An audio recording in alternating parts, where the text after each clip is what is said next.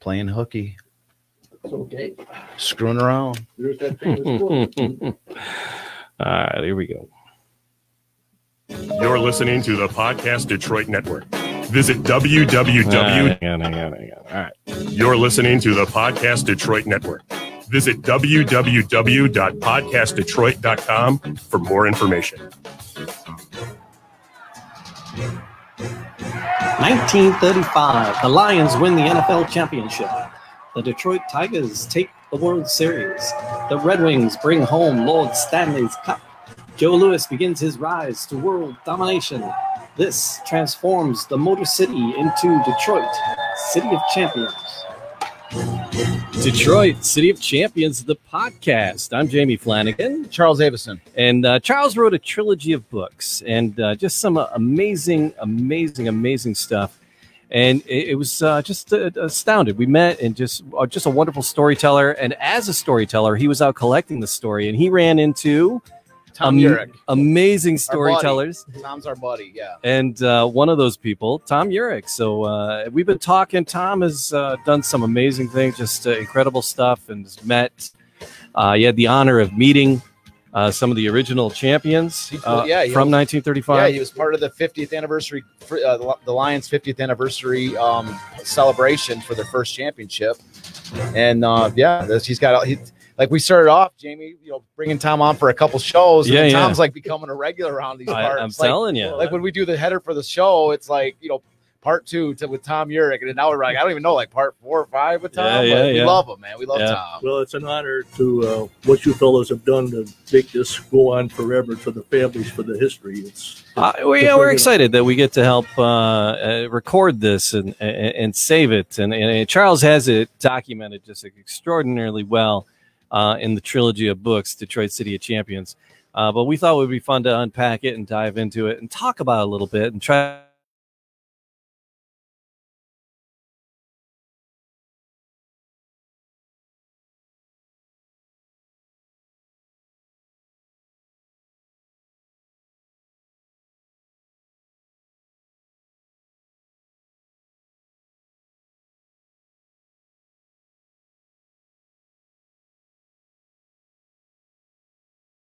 On this, 5-10 years from now, who knows? People could be looking at this and saying, if any information they're looking for City of Champions, here we are. Yeah, it's just unbelievable. Like I said in some of the earlier shows, when I grew up, my dad told me about the City of Champions, and I asked him who they were, and he could not tell me all of them. And I really personally believe that if you went to talk to the people in those days after the Depression to ask them who was the 24 world champions, I don't think they could tell you all 24. That's a lot.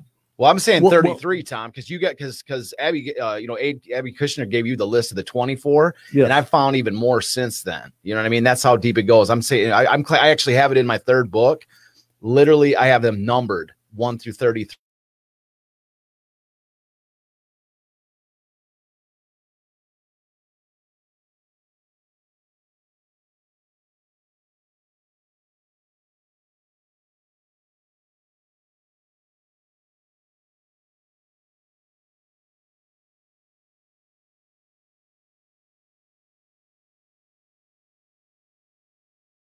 Sometimes, a lot of times, people pick a niche subject to do, on YouTube, for like a show or whatever. And, this, one person said, oh, this is like a niche show. It talks about the 1935 season. But at the same time, this might be like a niche subject, but at the same time, this is a monumentally important story, man. It's the greatest. I make a case in the second book, and I'm going to say it again right now. This is the greatest season in the history of American sport, without a doubt. Well, there's how can any city match up to a 33 championship season? And here I am, like I say, I put this case in the book, and until somebody comes along and makes a better case for why one singular year in American sport history was better than this, then my statement stands. Then my statement stands. This world is spinning, and I don't think any city in the history of this country or of the world. Because I've researched this. Yeah. And they said, well, we got 3 or 4. And they said 24. And I said, oh, my, it's impossible. It's probably a record for the whole world. And I'm going to build upon what you just said, Tom. I'm being conservative when I say that this is the greatest season in American sport history, and I'm going to build on what you just said, because I've said this kind of before in my own, day and day passing, is that there's never been any story like Roman history, Victorian history in the 1800s.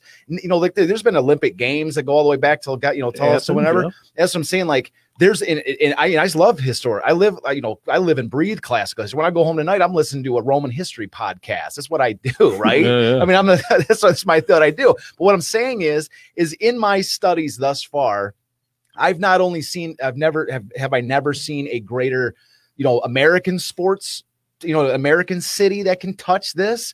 But I've never seen, to build on your point, a city in the history of mankind. That's what I'm saying. Like, this is not just the greatest season in American history. Oh, yeah. This is the greatest season ever. Well, little did I know that I would come in here this evening and you told me there's another 9. Yeah, there you 33. go. Yeah. Where does it end? Well, I'll tell you. Well, here's the thing. Just to throw one little 33. bit. No, well, here's the thing.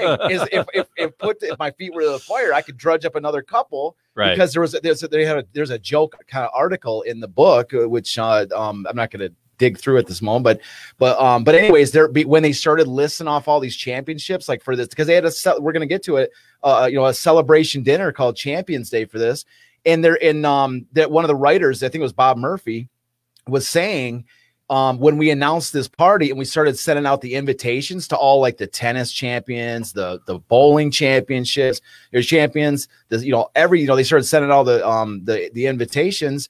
He got to the point where they started getting inundated by all these like even smaller, like pigeon, like it was like pigeon carrier champions and all these like random, like just there's a bunch of lists. Maybe I'll try to find it for the champions they won, but they were like the super most obscure, like the most like clothes hanging pins on a line or something. Like it was all these weird obscure stuff, and they were trying to write and go, I want an invitation to Champions Day because I'm the all-time champion for such and such. Well, Bill Joy that won the skeet shooting championship. A lot of people don't know that they named the road after Joy, and he owned the Packard. Yeah. He owned the Packard motor car. Yeah. And that's what's interesting is that, and that's why I really hope to that's why this, I think the show's so awesome, because as we get to these people like Henry B. Joy and these type of people, you're going to start to see the impact that these people had. In Henry, his case with Packard and all this, that impact was was outside the realm of sports. But there's many examples of these people that this, like, just give you, just a brief example is Stroh's Bowling. Yeah. Okay. Stroh's Bowling was the first beer sponsored bowling team to win like the ABC championship and to put their name on the map. So Stroh's Bowling team, when we get to that, after they won this in 1930, they won it in 34 and their championship carried through 35. And once they won it, they became like the most revered bowling team in the country. And so there was, in the 1950s, Detroit became this like bowling capital of the world. That's correct. So Stroh's Bowling was like if you were on Stroh's Bowling, you were elite. And so you went from Stroh's Bowling to show how elite you were, and then you would go off by yourself, kind of like you're part of the Beatles, and then you go off and do your own. And that's kind of how it became. But I'm saying, like, Stroh's Bowling helped to shape Detroit into one of the great bowling capitals of the world, and so did many other athletes from this time. Well, we were the boxing capital of the world. Joe Louis started that whole thing. Also, I got to throw in, when I was a little boy in the late 40s, my father took me down the Detroit River, and I saw Gar Wood drive down in the river in his boat. That's a perfect example too. Another one. Well, just in a nutshell with Gar Wood, and Gar Wood's my favorite story of them all. He's my favorite story. Joe Louis is my favorite athlete, but the Gar Wood is my favorite story. And man, we're gonna have fun when we get to that show. Yeah. But the Gar Wood, just to give it in a nutshell what we're talking about and to show the idea of how important this was. Before Gar Wood came along, the way it used to work was there was the Gold Cup was the American Speedboat Racing Championship, and the Harmsworth Trophy was the International Speedboat Racing Championship. And no matter what race you won, if you won the Gold Cup or if you won the Harmsworth, you defended that trophy the following year on your home river. So the first early years of the 1900s and the 1910s, 1920s, as the speedboat started to improve, like one year it would be in New York, the Gold Cup would be in Chicago, the Harmsworth would be in England, whatever. But Gar Wood became so dominant at both the Gold Cup and the Harmsworth that every single year, all the races were on the Detroit River. Wow. And it was year after year after year after year for almost 2 decades, for a decade and a half. And Detroit became synonymous with speedboat racing. And thus, to this day, we have the Gold Cup races in Detroit in 20. I think it was. I'm sure we have it now. I know that we had it up in 2018 to 2019. I'm not sure if I don't think they moved it, but I think they were reducing it or something. But but then we have like the Red Bull Air races and stuff like this on the Detroit River. So Detroit became synonymous with speedboat racing. Yep. And that's the question a lot of people don't ask, is like, where did that come? It came from the fact that back in Garwood's day, there would be up to 600,000 people lining on the riverfronts year after year after year. And eventually people just stopped challenging him. In the Harmsworth Trophy, who's ever heard of that? The trophy became completely obsolete because he was so dominant, nobody ever challenged it for him again. So that's what I'm saying. Like this, these are just examples in a nutshell of the impact of these sports championships and these athletes on Detroit, the way it became. He just fell into the city of champions. Absolutely. Garwood was the star of stars. He was the mega star at that time. He was big when I was growing up. Oh, absolutely, man. Absolutely. So like I say, I saw him go down. My dad took me down to see him go down the river. You saw him? Did you see his boat? Yeah, I saw the boat when he was racing. Really? Oh, that's awesome. Wow. Man. That was cool. Did you ever see him? No. Oh, you didn't see him? No. But you saw the boat from the distance? Saw him on the river going around the Rooster Tail. That man. And those boats, I can't wait to get to Garwood. Those boats are still around. He's actually got a few of those boats that are actually. Well, that'd be a collector's show. Oh, geez. Whenever they bring those Garwood boats out, man, like if you go out to Algonac in the summers, you get a little. That's Garwood. I mean, that's where the whole Parsons Island's out there. Yeah, but that's like the whole boat building industry was out in Algonac, and I tell you what, Chris Craft's made there. Yeah, and you go out to Algonac and on a nice summer day, you see wood speedboats cruising up and down that river. It is a beautiful sight. Yep. I mean, not just Garwood boats, but like the Chris Craft and all this stuff. Yeah, they're beautiful. Yeah, but it is a sight to behold. You're just hanging out on the riverfront in Algonac, and there is just wood speedboats from the 30s cruising up and down the river. There's nowhere else in America would you see something like that. I'm telling you, it's a sight. So anyway, where were we? We're just going with we're the just time. Getting into it, man. Yeah, we're just telling we're just getting into it. But we're still kind of like rolling with the introduction of Tom and getting into it a little bit. I guess it kind of sets up what we're the theme of today's show, which is you were through the Arsenal gates last time. We've been talking about the Lions in the last several episodes, and then you did an amazing piece of work where you had these wonderful interviews, and you were able to collect some photos to go along with it. You did what, 2 years worth of work? It took me approximately 2 years to do that. When I did the cassette tapes in '85, the recordings of the interviews during the Golden Huddle. Yes, of the Golden Huddle. Then a little shortly after that, I did Charlie Gehringer. But I sat on that for a long time, and it was just in my box, the file box, the cassette tapes. Then I got thinking, I wonder if I could put this into pictures like a DVD. Could that be possible? Right. And so I kind of contacted some forums, and the cost was pretty prohibitive, and I couldn't afford that. So then I got thinking, I won't give up. I'll go over to the Dearborn Historical Museum, because I used to do a radio show called Collector's Corner, and I would use some of their materials for my future shows. Oh, nice. And so Mary McDonald was there. Matter of fact, she's one of the foremost, she's deceased now, but she was one of the foremost ladies in the world on teddy bears. If you had a teddy bear, she could tell you where it's made. It's a stiff bear. Really? Oh, yeah. It was unbelievable. So I went to see her, and I told her what I had. She said, well, gosh, Tom, that's Detroit. We're Dearborn. We kind of keep in our own little society here. And I said, well, Mary, take a look at it. She said, I'll get back with you. And they did. By the grace of God, she let me in, and we did the show. And I had a half an hour show. And their program from the Dearborn Historical Museum is called the Arsenal Gates, through the Arsenal Gates, because that was the old fort. And they used that as their symbol. And so we did a half an hour show. She said, you can get a half an hour show. And I had to take the tapes from Gehringer, and I had 49 minutes, and I had to squeeze it down. So I went down to the Detroit Public Library, probably like Charles did, to get all that material in the book. That's how I got and I would put my earphones on with my little recorder. Oh, I said, gosh, I got Christensen on here. Then I go out and get the Dearborn or the Detroit Times, the old Detroit Free Press, and the Detroit News from 1935. And I'd have to figure it out. What is the best picture that would represent him to package this. Sure. Then Right. I had Cadell, and then I had. And I got to tell you, you're talking about 1985 that this happened, right? Right. They're 80, is that when you put these together? 85? Well, no. 86 is after the event. And in 2006. Oh, that's how long. Okay. That's so I had the recordings at 85, and I went from 11 years, and it just sat in the desk. But but the show that we showed last week with that historical. That was from 06. That was from 06. That was from okay. Yeah. So All right. and then I went to see Mary, and they packaged it for me, and then the rest is history. Yeah. But it took me approximately 2 years before 6 to get all of this. In other words, when I went to see her, I showed her everything that I had. Yeah. That I put together with the tapes and the pictures. Well, I got to say, because we showed a clip of it last week. Right. Some of those old newspaper photos that you took. I mean, they were like literally taken off of the microfilm. And I'm just saying, like I've been there, and that's like I use a lot of that microfilm stuff for my books. And I got to say, it's like taking a microfilm and putting it like for a movie, for a show like that. It's not easy. And so and your stuff looked great. I thought it looked fantastic. I really appreciate that. I give you credit for it, because I was doing it in especially the second, third books. I was working in.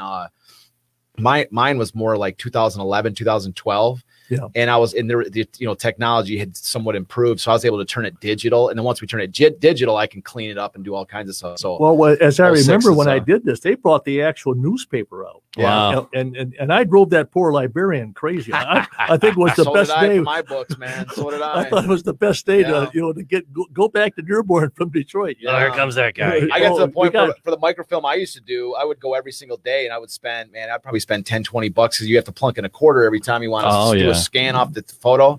And so I got to the point where the like I was using up so many quarters, and sometimes the quarter machine wasn't working that good, because the machine was kind of old. And so anyways, the librarian guy, I was there every day, like literally every day for weeks, months, a couple of years. Anyways, the guy, he just gave me the key for the box. So I just turned the key, like almost like a video game machine where you just turn the key. So I would just turn the key, and I would print, and at the end of the day, I would just count how many sheets I had and pay him like 10, 20 bucks, like a $20 bill. Yeah. That's how it got to the point. It was just like every day. Like Saves everybody trouble. Yeah. Father and son. Yeah. Oh, yeah. You were doing the same thing. Yeah. That's all. Did they give you for your two? Like, is they just say, give me the key? I had to pay. They're not there for their health. And Yeah. Oh, yeah. so I didn't have a problem paying. But then I would say, then I would put the Times article here with the picture of Christensen, and then I would go to the news and see if I could locate him, and then I would go to the Free Press and see him. It takes time. Oh, absolutely, man. And like when you're looking through newspaper, especially a lot of times the screen is only so big, and the newspapers, I mean, when the microfilm beams up on the screen, you're only getting like a quarter of a page when you're looking at it. So you got to scan through a page like it's almost like you have a magnifying glass over a page. And man, you got to go through every single day, and there's like 30, 40 pages a day. You're just going.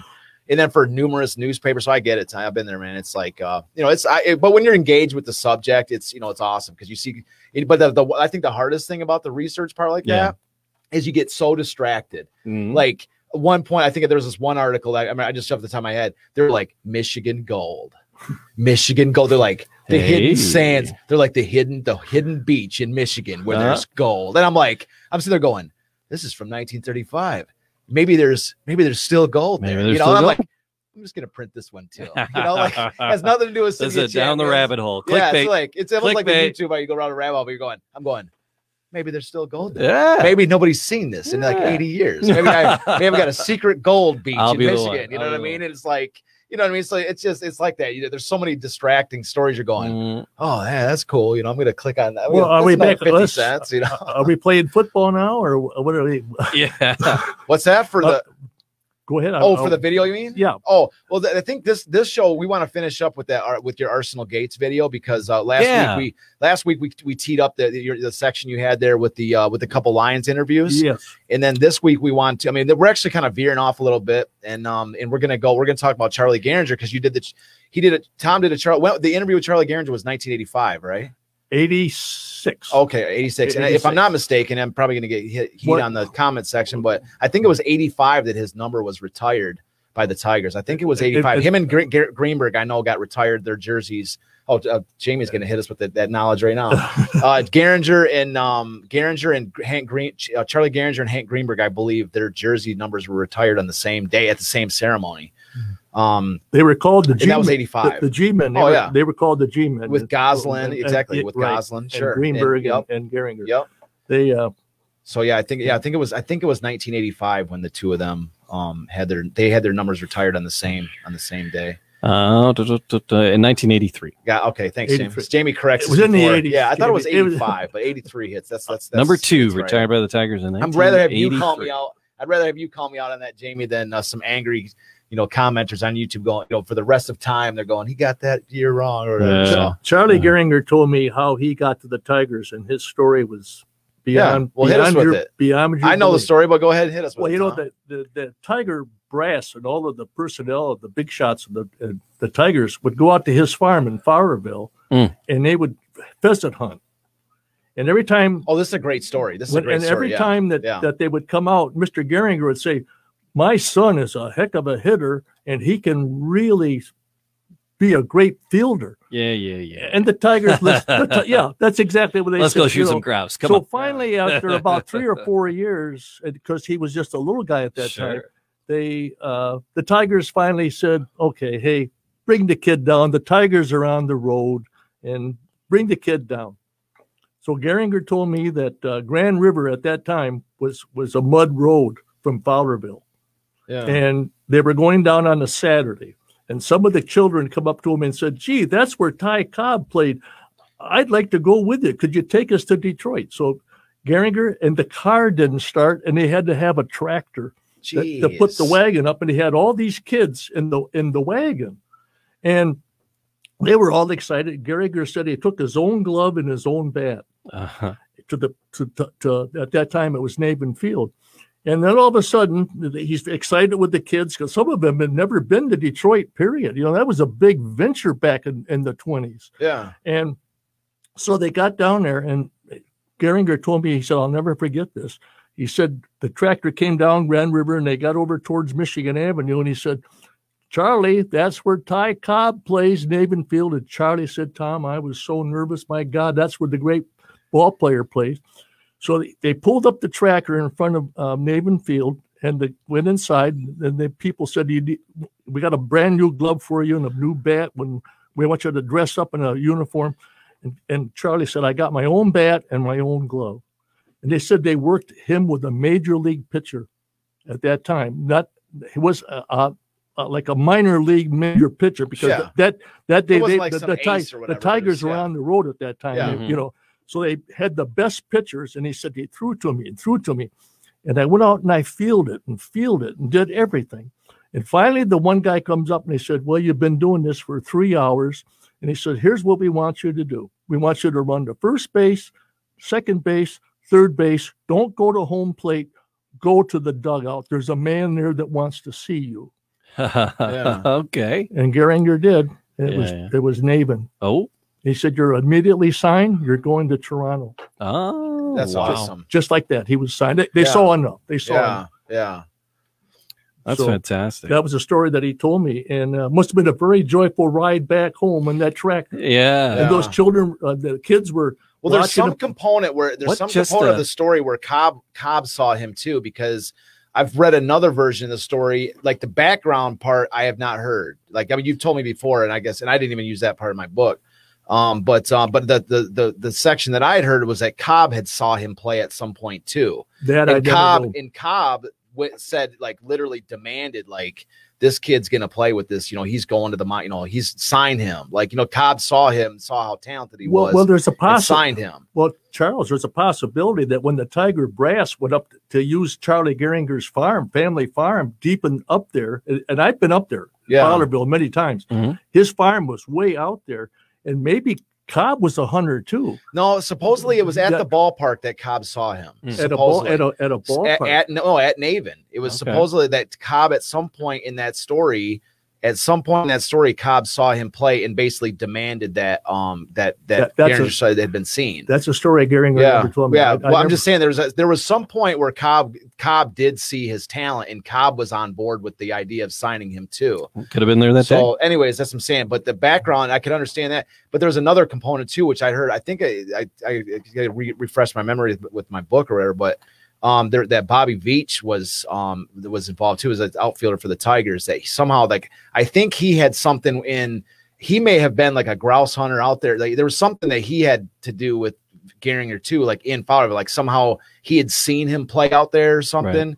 And he was involved with that, getting him to the Navin for that opportunity as well. Somehow that goes in, that falls in the line with. Well, I don't know. Maybe he probably played high school baseball if they had a team up there in Fowlerville. I don't know where he might. No, he had to have played.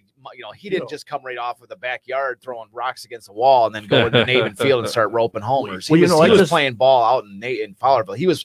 I think that he was pretty well known in Fowlerville at that time. In Veach and all them, I would agree with something about the grouse hunting.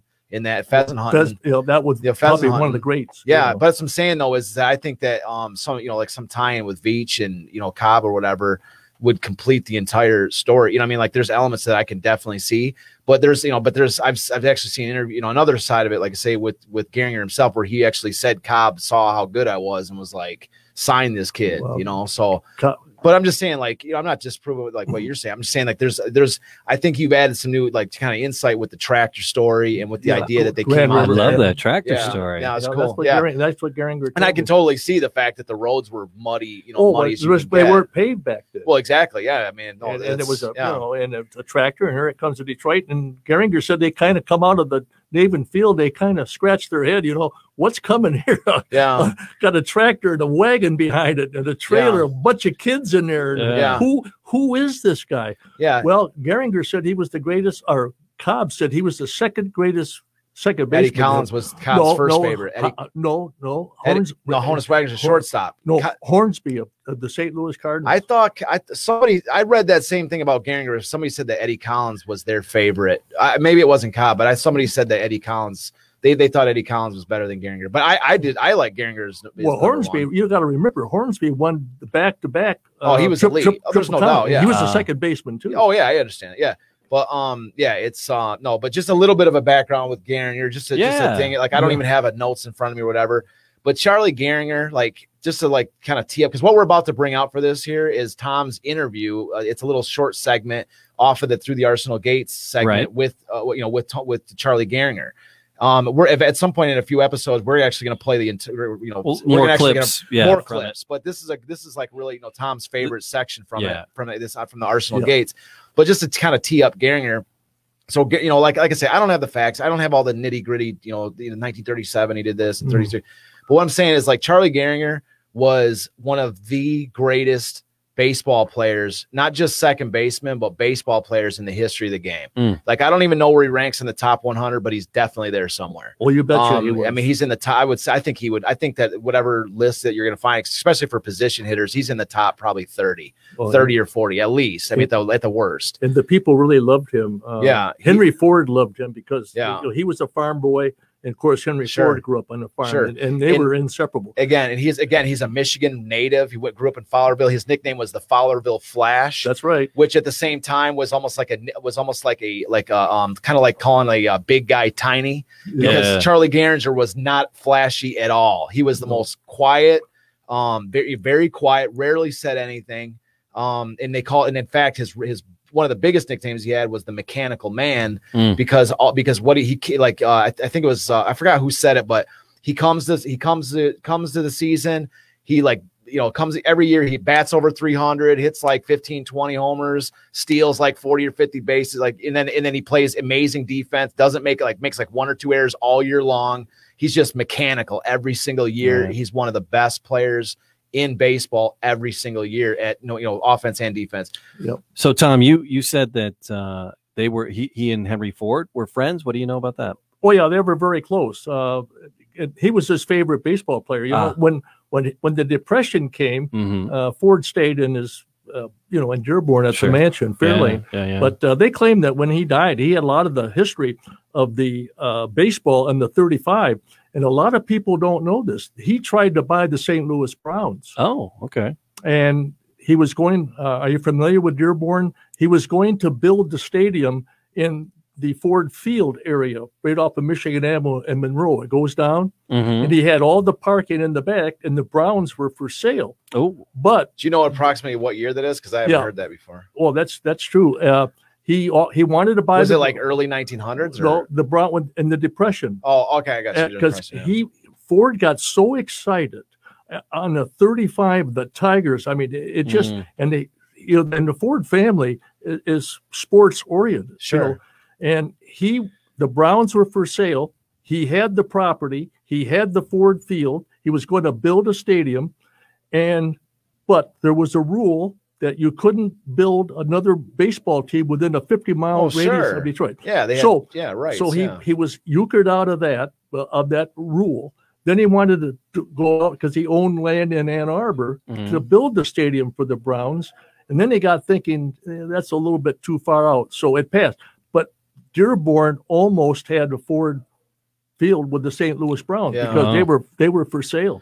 Well, just to carry on just a little bit with the Gehringer concept is, this is like, I mean, you could talk about literally Charlie Gehringer, and we will. We're going to dedicate an entire episode to him. But one of the things I want to make sure, like anybody that's listening that maybe is a little bit unfamiliar with Gehringer, or maybe is somewhat pretty good familiar with him, and just to point something out that's I think is really important is that we talked about on earlier episodes how going into 1934, Mickey Cochran came in, Mickey Cochran arrived at the end of 1933. And in 34, Mickey Cochran's we're going to the World Series and all this. But when the Tigers, when Mickey Cochran arrived, we said before, the Tigers were either too young or too old. They had nobody. Nobody knew who Hank Greenberg was in 1933, especially at the beginning of 1934. Greenberg was an unknown. 33, he was just battling for a starting job. He didn't even win it till the end of the year. So 34 was Hank Greenberg's first full season in the majors. And so really the only person on that Detroit Tiger team that the Tigers had that really was of any consequence as far as the rest of baseball was concerned was Charlie Gehringer. That's it. They had Charlie Gehringer at second base, who was an elite baseball player. And then you added Mickey Cochran and now Goose Goslin and stuff like this. And then Hank Greenberg comes out of nowhere in 1934. All of a sudden, you got some this squad that's really becoming something. He had some good pitchers too. Schoolboy Roy. And those became household names in the 30s. But what I'm saying is at the time when the Tigers were just when 33, they were awful. Coming off that 33 season, Charlie Gehringer was he was well known. He was elite of the elite. He was an elite base runner. He was an elite hitter, defender. I mean, just an all around great baseball player. And there's a great quote that I don't even want to dig out of my second book, but Eldon Knocker, and there's a book, it's called Sleeper Cars and Flannel Uniforms. And anybody that wants to read just a fantastic piece of just baseball nostalgia, a book that is it's just filled with all kinds of great stories, is Eldon Knocker, who was the pitcher for the 34 and 35 Tigers, which we've mentioned. Yeah. It's his autobiography. He wrote this book, he wrote this book. And anyways, he mentions in there where he talks about Charlie Gehringer, and he says, it's almost like he's like people in the modern day, look back at the 1920s and 30s, and they're like, they look at second baseman like they're kind of weak flea hitter type things. He was like Charlie Gehringer. He's like they look back and say these guys our second baseman, our infielders didn't have any power. And he's like, what people don't understand about Charlie Gehringer is he had everything. He had power, speed. He had just everything. He said defense. He said he had whatever you needed at that moment. If you needed a home run, he had it. Wow. If you needed a double, he had it. If you needed somebody to get on base, steal their way around, get themselves in a scoring position, and make it easier for somebody to just hit a bloop, pop fly to score them, he had it. City of champions. Yeah. But that's what I'm saying is that Gehringer, by the time they filled enough pieces around him, they had an elite. I mean, you're talking and one of my favorite second basemen of all time is a guy named Tony Lazzeri from the Yankees, who played at the exact same time as Charlie Gehringer. And anyways, and people that really want to get into it will argue about Tony Lazzeri versus Charlie Gehringer is the best second baseman of that era. And, and I love, and this is me saying, I love Tony Lazzeri. And it's I almost hate to say this on air because if I ever get in debate with somebody, they're going to be it's going to be I'm going to have a tough battle going against them. If they're arguing for Tony Lazzeri and I'm arguing for Charlie Gehringer, but I'm going to have to go with Gehringer. He's just that good. Sure. Yep. He was that good. And Lazzeri won numerous World Series with the Yankees. He was one of their best hitters. Well, so anyways, maybe the people can hear him. So anyways, so to tee that up, this is the Yes. guy that we've got. I mean, Charlie Gehringer is an absolute legend. And Tom interviewed him. I mean, how many times can you tell, like you dude, Tom met Charlie Gehringer? You know, and I had many, and we would call one another, and we would go to lunch and everything, and I knew his personal. Yeah, check that. He didn't just interview Charlie Gehringer; he knew Charlie Gehringer, and we would talk all the time, and I knew his personal attorney, who was Mickey Briggs. All right, yeah, and they used to play golf all the time. And Mickey Briggs told me more stories on Gehringer, and I wish he just died here recently, but he would tell me stories on Gehringer he wouldn't believe. And I want to say something too real quick is that just a second ago we were talking about how Gehringer got signed. I was putting the stuff that I was talking about, how Cobb saw him and this and that. That's the story that like basically is told in the Detroit sports world, where Cobb met Gehringer, saw how good he was, and Cobb rushed up to Navin and got him signed. And so I just want to put, I was saying that because I wanted to throw like the prevailing viewpoint. And Tom, you're telling us the story that Gehringer told you. And so like, possibly, you know what I mean? Like, well, possibly when Gehringer ran around and they told him to run from third to the dugout, sure, there was many other people there. Now, maybe Cobb was in that group. Well, that's what, but I'm just telling you, like, I want to just emphasize though, is that the story that I was telling is the sort of the version that's like, the Detroit sports world, the remembering of that version.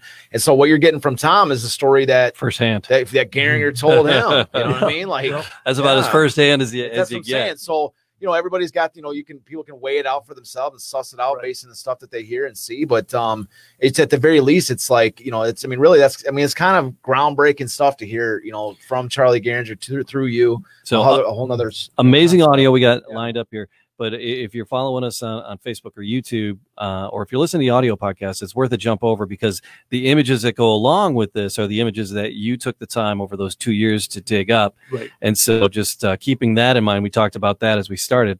So here we go. This is the interview with Charlie. Now, the owner of the Tigers in 1935, was it Frank Navin, I believe? And can you reflect a little bit on Frank Navin? Well, he was the first owner of the Tigers that I ever played for. He signed my first contract, and he lived through the series barely. And then Mr. Briggs, of course, who was part owner, took over from then on. But he at least lasted through this great year. When you gentlemen won that 35 series, you came off of probably one of the hardest fought series, maybe in some historians say maybe in baseball history, and that was the 1934 World Series. And can you reflect a little bit on that 1934 World Series? Well, that was the year of the Deans. They beat us each one won 2 games, and of course they were great pitchers. We had some chances, and I thought at one time, I thought we got a bad call at third base, which could have given us a win had the call not been made. And I still have a picture showing that it wasn't quite good, but that's the way it goes. And we lost that game, which was the 6th and last. I have a very good friend of mine that is a great baseball player, and he wanted me to ask you in this interview, who threw the ball that hit Dizzy Dean? Rogel. It was a part of a double play, and he ran for, I don't know who, but it was pretty odd that you'd have a all-star pitcher running for anybody, but taking that chance of getting hit, and luckily, it wasn't very serious. Also, Mr. Gehringer, I've got to ask you, you played with one of the greats. You played with Ty Cobb, and also you played against Ty Cobb. And I've got to ask you, being a second baseman, when you played against Ty Cobb, did he ever try to steal, and did you have to tag him out?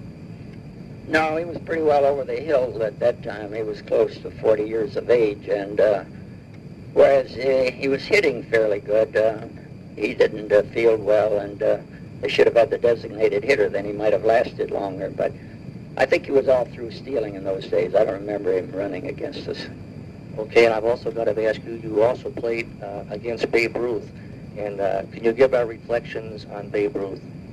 Well, he had to be one of the greatest hitters of all times. He struck out a lot, but he sure did hit a lot of long balls. And one thing about him, whenever he hit a hard ball, it was in the air. He didn't knock your feet out from under you like most left-handers do, like Gehrig hit some vicious shots through the infield. But Ruth's long shots were always in the air because he had an uppercut swing and was either out or a pop-up.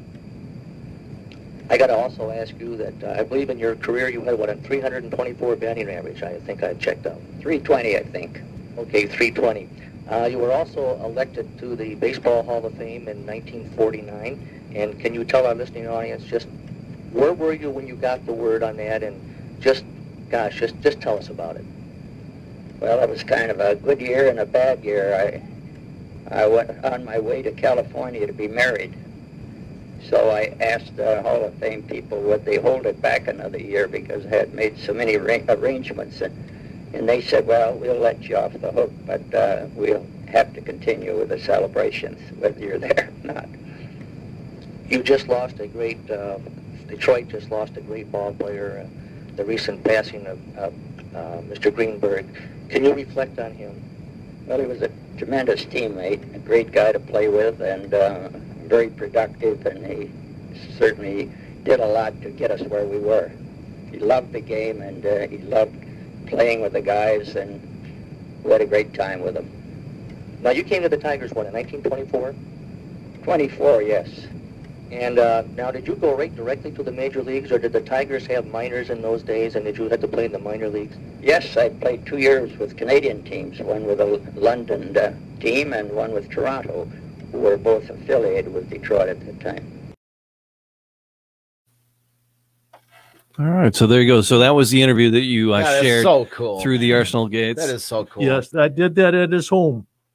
Oh. And I'll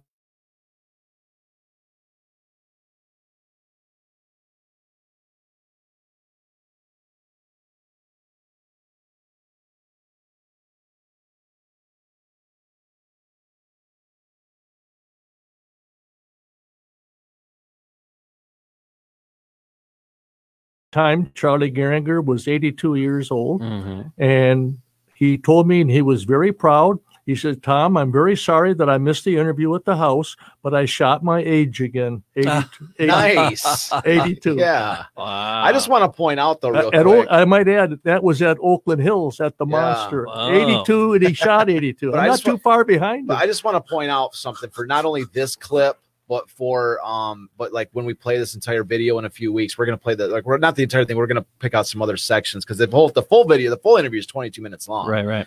And so we're gonna pick out a few other selections from it and play the thing. But I just want to point out how freaking cool this is, man. That I mean, Charlie Gehringer is an absolute legend. He's a Detroit legend. He's a baseball legend. And like anybody that's listening to this right now, like this is the first time that this video, this audio has been heard in public. Okay. So, I mean, as I'm saying, like this, I mean, this is like kind of like an important thing. I mean, like there's a book, it's called The Glory of Their Times. All right. By Lawrence Ritter. And like anybody that's a baseball fan that hasn't read, The Glory of Their Times, you're missing out, or go get a copy right now. Cause it's a tremendous book. It's like basically accumulate, like Lawrence Ritter, when he wrote the book, he tracked down all these, ball players that were aging ball players and interviewed them and took his favorite little stories and compiled this book with all these things.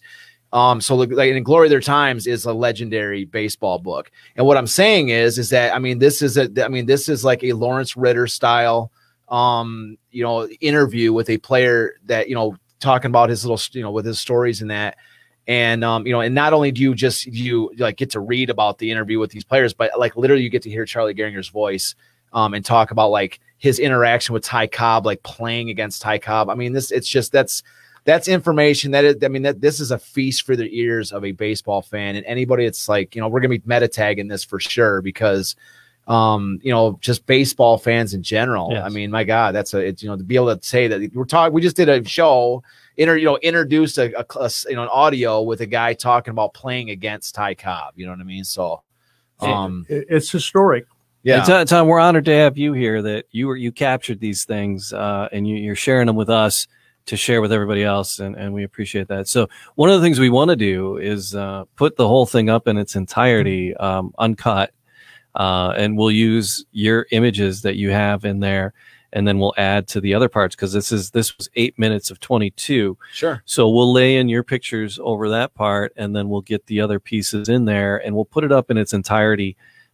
Probably on YouTube, that people can find. Why don't we put it out after we do the we do the segments in a couple shows? Let's let them hang for a little bit. For sure. Let's tease. Well, no, it's going to take us a little. It's going to take me a little while to edit that together. Me too, but I'm saying it's coming. Let's tease them. It's coming. It's coming. If you're listening to this show right now, you got to listen to the next few shows to get the word about when it's coming. And there's a mystery to that show that you just had on. Oh. I don't know if Charlie Gehringer went to the ceremony in Cooperstown. Oh, that's a good question. Yeah. I don't know. Yeah. To this day, I never did call Cooperstown to see if he was at the ceremony. I don't know if he had to cancel his wedding. They're just like human, they're like us. Well, do I go to California? Do I cancel that, or do I go to Cooperstown? Well, the inaugural Hall of Fame ceremony in 36 was 1936 when Ty Cobb was inducted. He didn't show up because he was still mad at, I forgot which guy, but he had a grudge against one of the guys or another. So he boycotted the first inaugural Hall of Fame ceremony. That's fantastic. Yeah, so there's a group photo like Babe Ruth, or I think Babe Ruth was in it, but I'm sure he was. But there's a whole I think Christy Madison, there's a whole group photo with the greatest legends in baseball history. There's no Cobb because he's like pound it. He's like, I'm still mad at that guy. He seemed like an argumentative dude. Oh, dude, Cobb. But here's the thing: is I saw recently on YouTube. This is one of the coolest things about YouTube is the random stuff that they suggest you watch.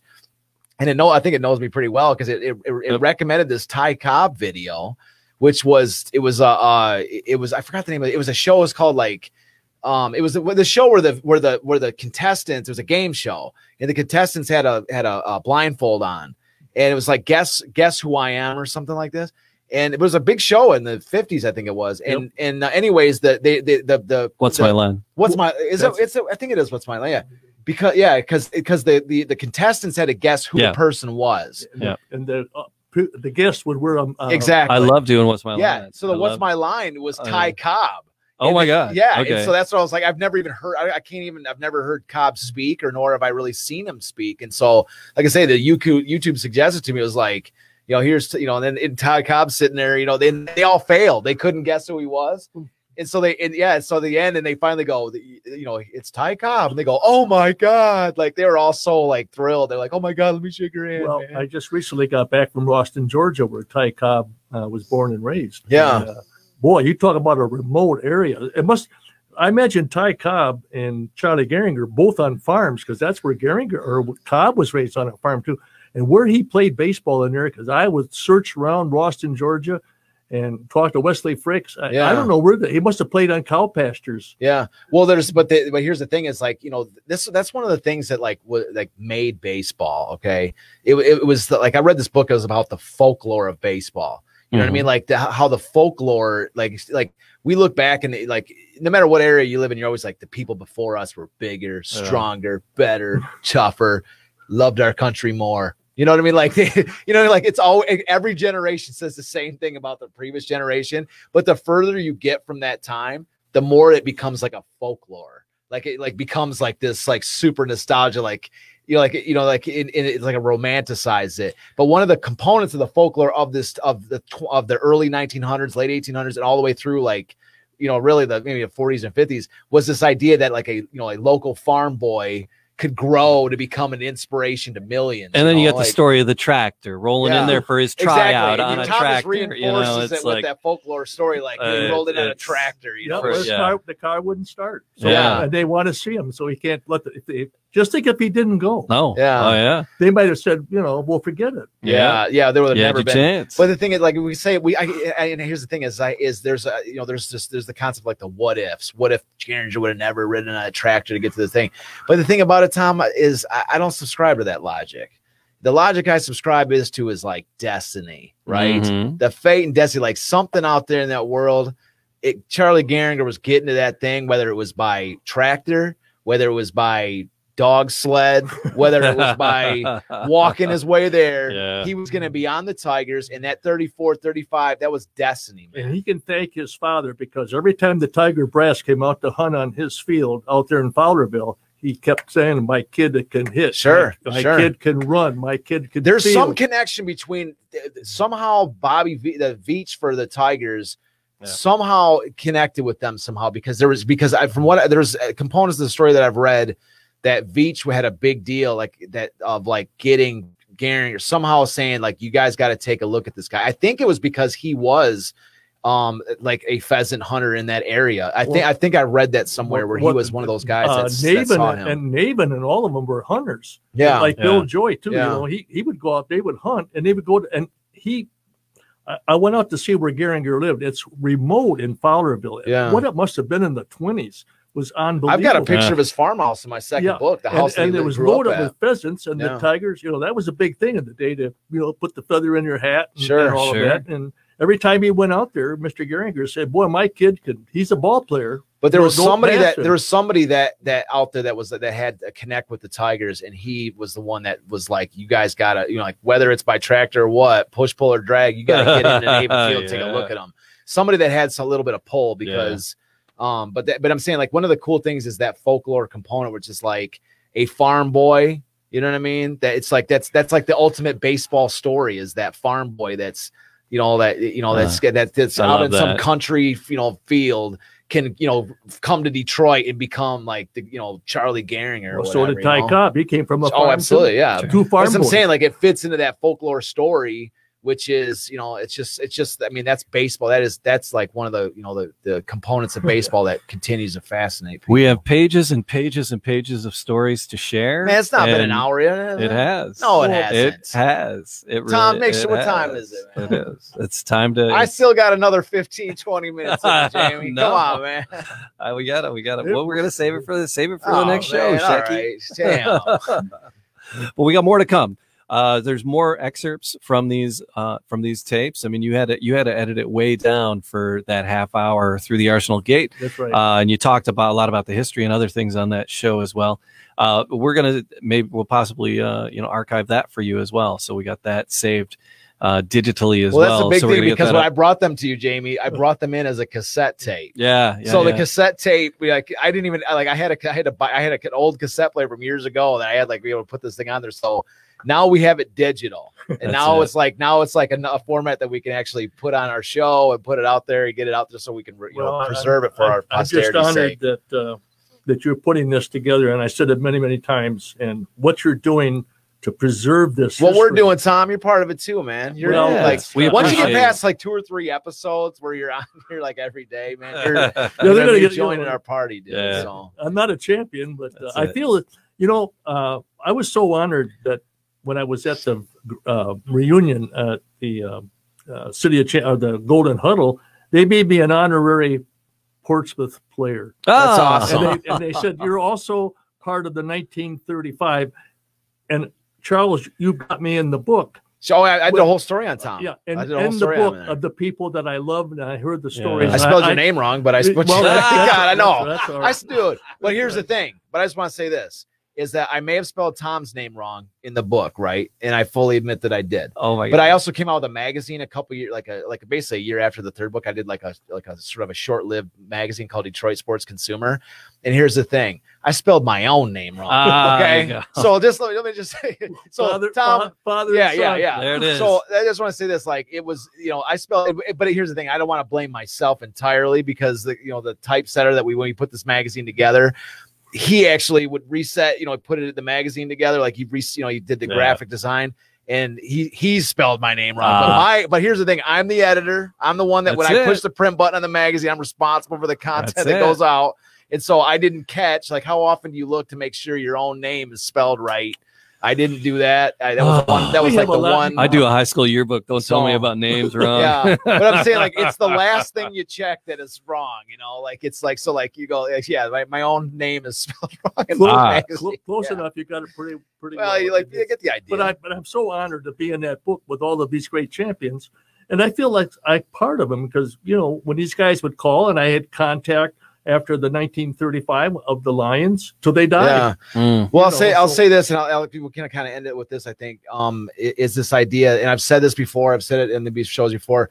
But because this City of Champions story is incredibly unique for the many reasons we've described, many reasons, but especially the idea that this incredible story has been forgotten. Mm-hmm. I mean, largely forgotten. It doesn't exist except for a handful of places. The books here, a couple things that we put on the internet, other people are starting to pick up on it. Like I've actually seen a couple people writing books on this subject since I came out with mine. Right. You know, but that's what's interesting is there's the event of 1935. There's all the stuff that happens in 35, but then there's the modern day effort to bring this story back. Right. And that's what I'm saying. So like it's almost like there's two stories. The city needs it. Yeah. There's two kind of, you know what I mean? Like there's two different stories going on about, you know, the effort, the what happened in 35, and then how this story is going to come back, like why it was forgotten, how it's going to come back, and then the effort to do so, and the eventual story of how we do it, because we will bring the story back. Well, this is a legacy for Detroit, what you have done and what little part I've done, which isn't that much. Yeah, it's just whatever. You hear a few of the voices, but then you can go to the book and it's preserved. But I'm saying everybody, just like I say, to finish it up with this, is this idea that everyone that shares this video, that talks about the story, that tells other people about it, whatever anybody does, everyone is part of this, of the effort to bring this thing back. And it's like, how do you bring back a forgotten story? I don't know. Well, I don't know. Well, sure. But you know what? As often as we can. That's what I'm saying. Talking about it, telling the story, spreading the word, and talking about that is how you bring. That's the only way I can think Charlie, of to do it. Your books will last forever. And now that you've visualized this film. Yeah, when we get a movie out and all this stuff, I think it's going to really take off. But I'm just saying, like, there's no formula that says, like, how do you bring back a forgotten story? I mean, yeah, put it out to a movie, do all these things. But like I say, we're making it up as we go. And anybody that shares the video helps us out with this, tells a friend. People, so like, subscribe, leave a comment, tell your friends about it. Exactly. Share the link out. And, share the link is key. Kathy is another, Kathy said hi. Podcast. She's another Podcast Detroit host. Hey, Kathy, how you doing? Thanks. She said, "Hey." So we appreciate that. So everybody listening, like, subscribe, leave a comment. It's Detroit City of Champions, the podcast, and we're going to see you next time.